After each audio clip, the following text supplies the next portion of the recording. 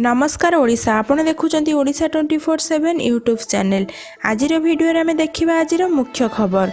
सबुदिन ये वीडियो देखा आमर यही चैनल को सब्सक्राइब करी पाखरे थिबा बेल आइकन को क्लिक कर दियंतु एवं वीडियोटी भल लगिले गोटे लाइक करने को भूलिबेनी।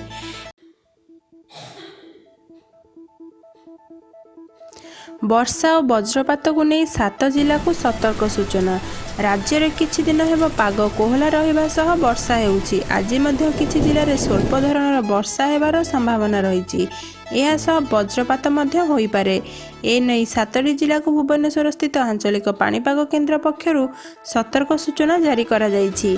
एही जिला गुड़िक है अनुगुल, ढेंकानाल, देवगढ़, सोनपुर, बौद्ध, संबलपुर और केन्दुझर। सकाळ 9:45 जाए यही समस्त जिलावासी को सतर्क रहिबा को परामर्श दिया जायछि।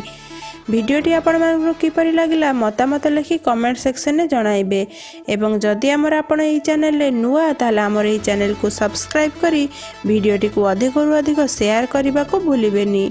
धन्यवाद।